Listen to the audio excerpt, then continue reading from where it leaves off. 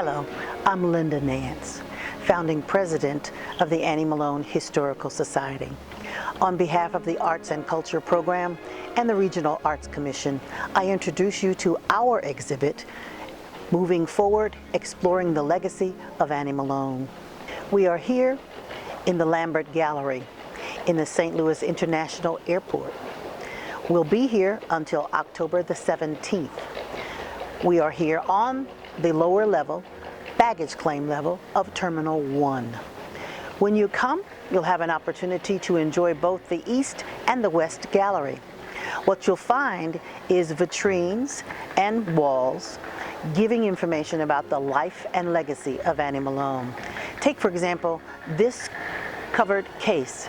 It has information about straightening combs, a variety of straightening combs, and product tins that Annie Malone packed her products in and shipped them all over the country. Not just the United States, but the world.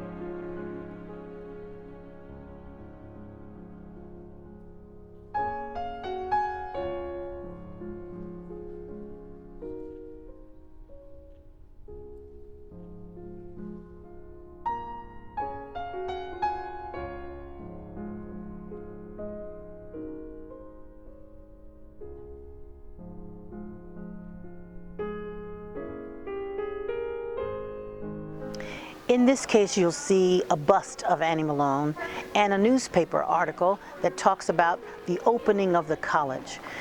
The college opened in 1918. It was a building that was built by Annie Malone from the ground up. This bust represents the dedication of Joseph Lamarck. He's a local artist here in St. Louis.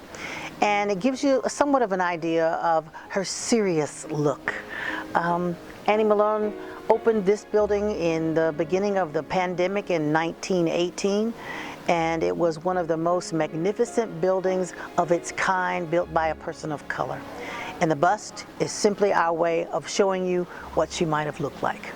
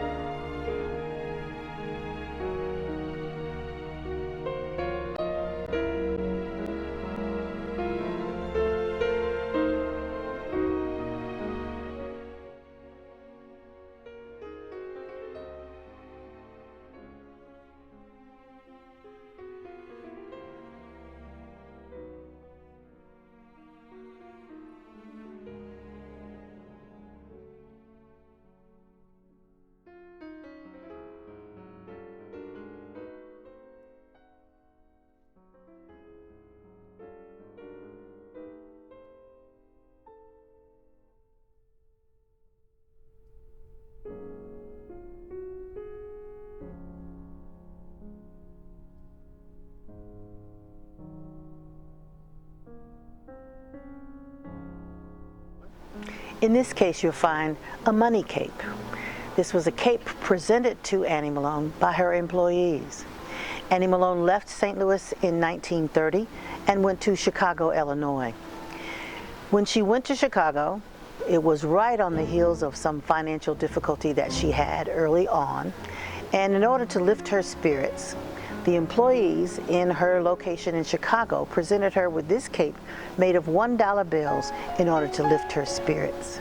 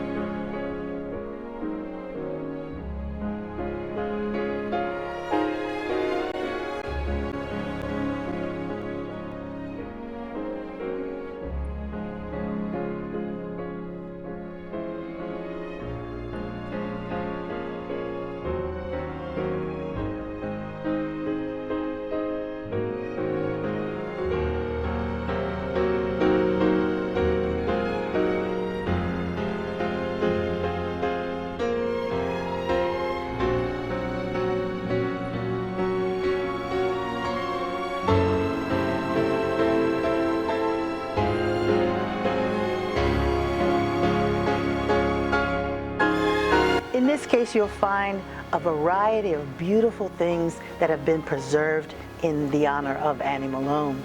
You'll find the Poor Old Purpose, which was the newsletter that Annie Malone used to communicate with her agents all over the world.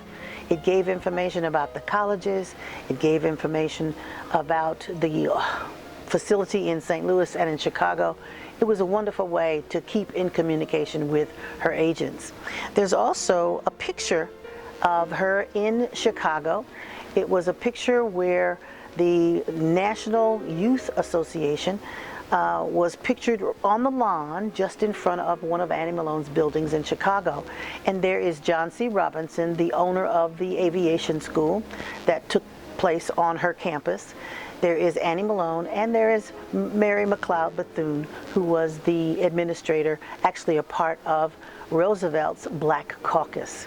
You'll also find a record there by Chuck Berry, one of his most famous, Maybelline. Chuck Berry, which is something most people don't know, was a graduate of Annie Malone's Poor Old College.